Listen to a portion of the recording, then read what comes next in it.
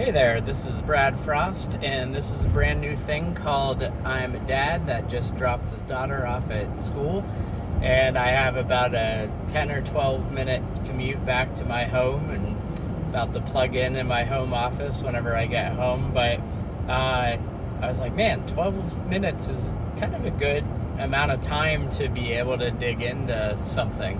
I've been desperately wanting to share more, and thanks to old Muskie and the sort of Twitter situation, I'm finding myself going, well, I'd like to operate in maybe some other sort of spaces, but also my brain moves a lot faster than my fingers, so I'd love to kind of have this time to be able to sort of share things of interest to me, professionally, personally, talking about web design and development, talking about creativity, talking about art, design, music, mental health, well-being, spirituality, consequential matters. And I'm like, I wake up in the morning with a bunch of things on my mind, and I'm like, you know what? Maybe I should do this. I promise I'm being safe. I am not looking at the camera. I'm keeping my eyes on the road. It's a pretty straight shot from my daughter's school home, so hopefully I could sort of walk and chew gum at the same time. So anyways, so that's I think what I'm gonna do. I tell you what, to sort of kick things off, I woke up this morning sort of with AI on my mind. I actually was interviewed for a podcast yesterday where we got into that a fair amount, and so I want to sort of pick up on that. This podcast is going to be published, I think, next week, which I'll definitely make sure to share whenever it comes out. But a lot of it was just kind of talking about how AI is going to impact the world of web design and development, I think, in general, and some of the really big cultural and societal ramifications of this technology. And I woke up this morning and naturally sort of checked my feeds, and I feel like every other tweet was about GPT-4 and all of these sort of, really fast-paced, just kind of breakneck speed sort of improvements to these technologies. And I'll admit, I mean, I feel like I'm pretty measured when it comes to technology. I've seen tons of trends come and go, things like blockchain and sort of Web3 stuff. It's sort of there it is and there it goes kind of thing. And I've always kind of been more sort of foundational in my thinking as far as, what I feel are important sort of technologies. I still think that betting on the web is a good bet, and there's a lot of other sort of technologies and things that come and go that just kind of haven't stood the test of time.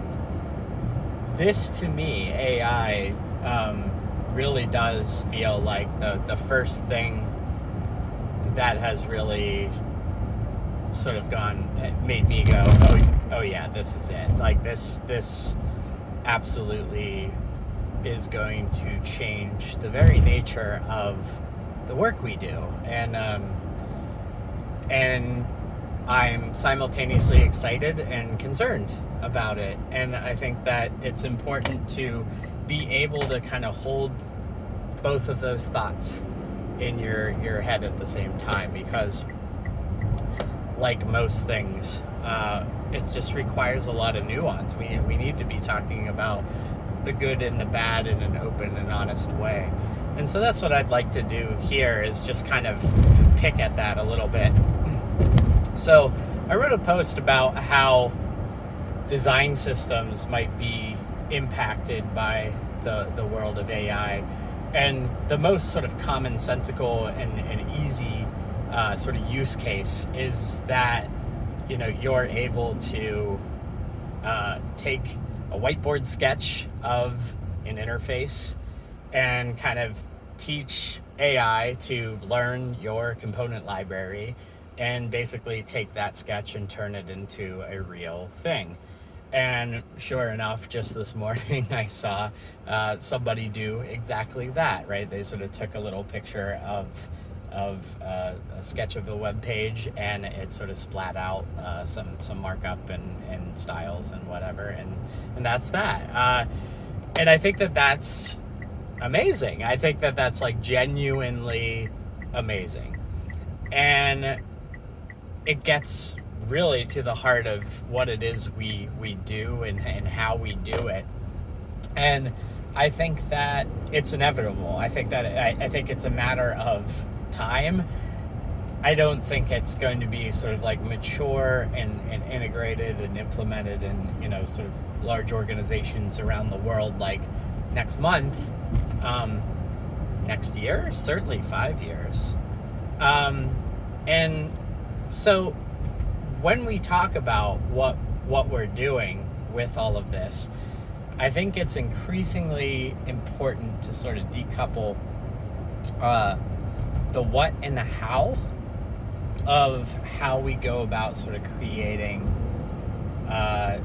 digital products from the why and sort of making sure that it is sort of sound, right? I think that those are little kind of different equations.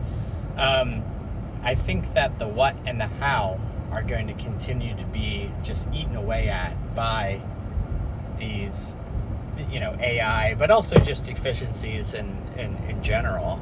I think that I've spent a lot of time in the world of design systems, and that's kind of like an express goal, right? It's like, hey, you don't have to go and create that card for the 17th time. You don't have to build that button from the ground up. You don't need to handcraft every piece of markup or hand draw 3 versions of the same design comp in Figma. That's waste. That's not a respectful use of people's time.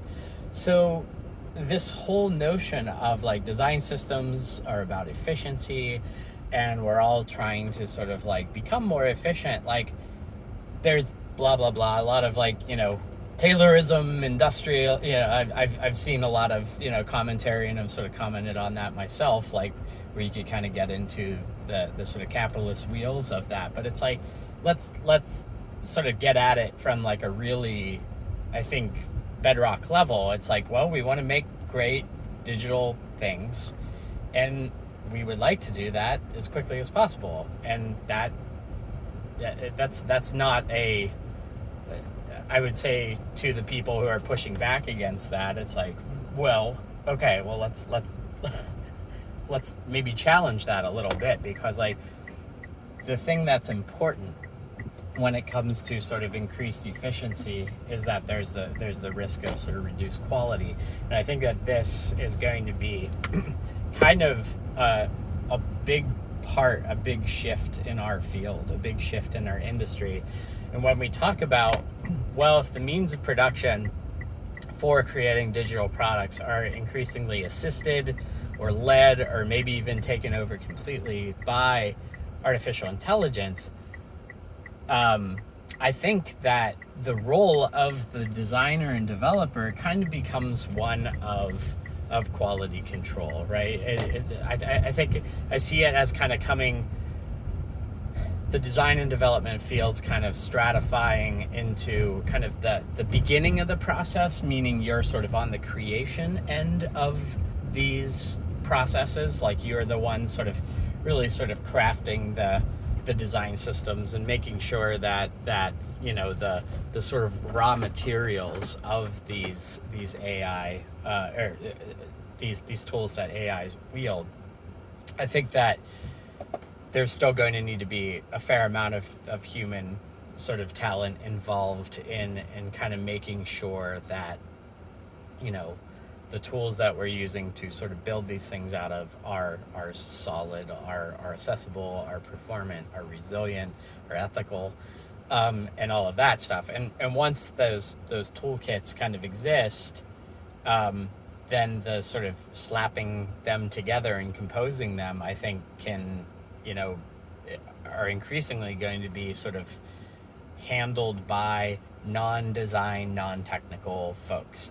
And I'm thinking about, it already happens in the world of sort of like CMSs and stuff. You have a bunch of marketers who want to sort of just splat out 100,000 different landing pages for whatever things, and they don't necessarily like know how to design and develop the, but they're able to sort of log into CMS and spin up a new page and publish that. And I think that that style of that trend is going to continue, where you're going to have a bunch of non-technical folks wielding AI saying, you know, as a business stakeholder, it's like, all right, I need this new website that has this hero unit that says this and calls to action and drives to this page, and then has, you know, a grid of 3 cards that have these 3 things, you know, that are featured there, and go grab some of her product imagery from a database, and of course a header and a footer, and please generate that for me, and wired up to the appropriate, you know, sort of systems. It's not that far of a cry to really envision that can happen, and I think happen quite easily. It's really a matter of time, right? So I think that that's it, and so I think that it's important. So there's the sort of, back to the sort of stratification. There's like the people who will sort of focus on the sort of creation of the raw materials that then get assembled in myriad ways. And then I think that there's sort of the other end of it, which is, okay, some marketer plus AI just came up with a brand new thing, and now we like really need to kind of validate it and make sure that it is not evil, to make sure it is ethical first and foremost, right? That we're not just sort of like, but also it's not garbage, right? So how do we make sure that these things are built properly and soundly, are accessible, are performant, are you know, sort of doing all the things. So effectively, like, many hands, I think, will need to become more brains that are sort of checking against what this sort of AI assisted or AI led sort of work is doing. So there's this kind of like bookends of like people creating things that will get used in a bunch of ways, and then people on the other end that sort of really serve as a safety and sanity check and a sort of a QA check for the stuff that gets produced with it. And yeah, so I think that that's not that far away. I think that all the building blocks are there at present to make that happen, especially in the world of like digital interfaces. We're not talking about anything particularly exciting. It's, you know, it's forms, it's marketing sites, it's dashboards. It's like, you know, a lot of your sort of standard fare interfaces are not the most wowie zowie, you know, doing triple backflips. They're just kind of helping people along a flow or whatever. So anyways, so I see that as kind of an inevitability. Now, I've talked about the pros, which are sort of like, okay, this is efficient, and you can go from sort of like a concept to let's with that sort of human guidance, I think something that is a sound digital product kind of coming out the other end. And rather than that taking months and months, that might take weeks or days or hours or seconds. Who the hell knows? And again, that's inevitable. I see that as something that is not something that we should be like actively encouraging at the expense of other things, namely quality and just basic ethical judgment. But I think that's the trajectory it's on. The downsides, though, of all of this are obviously massive. I can't help but think about the entire just economies that are built on basically farming out a lot of rote development tasks or design tasks, just like sort of feature factory kind of churn. We work with a whole slew of organizations that employ many different sort of shapes, sizes, and flavors of offshore development, but also a lot of not even offshore, like a lot of teams are effectively doing this kind of composition work today, right? They are the ones saying, okay, I need to sort of put this homepage together. I'm taking these pieces, stitching them together, I'm wiring them up to some back-end system. And I think that means of production becoming more efficient and more led, or at least guided by AI, is a real, genuine existential threat to large swaths of people producing digital work. And that's terrifying. That's utterly and completely terrifying. I think that what is terrifying about it is that we don't have the social structures in place, certainly not in America, in place where things, human value is so coupled to the amount of work that we produce. And that if that work is being encroached upon by AI, much in the same way that just self-checkouts at grocery stores and, whatever, driverless cars, forget about driverless cars. That's still a little bit of like a future thing, but like self-checkouts at grocery stores is like a great example of, here is this thing that used to require a bunch of humans to sort of make this thing go, and now machines take care of that, and it seems to be working. A lot of people prefer that, and that means that there are fewer jobs for cashiers. And we used to think as knowledge workers that we were exempt from all of that, and then here comes these things that are just totally gonna eat our lunch. And on one hand, like, again, sort of back to the sort of rosier picture, is going all the way back to the Industrial Revolution and what that was supposed to unlock for us, which was we just have more time, we have leisure, we have the means of production, of economic production, sort of the machines, and now the computers are sort of like churning along and producing value and all of that stuff, and we just get to kick our feet up and live happier, more fulfilling life, not focused on drawing rectangles or sitting behind a till at a grocery store, dealing with irate people all day. And it's like, that's great, and that is an ideal, but we are not set up as a society for that. Politically, we are like worlds away, again, sort of speaking from an American perspective here. And I think that's the biggest risk, because like at the end of the day, if we were just able to sort of snap our fingers and create a bunch of sites and apps and have those things work, and those things are great, and they make information more easily accessible, and build new things for us, it's like that can be great.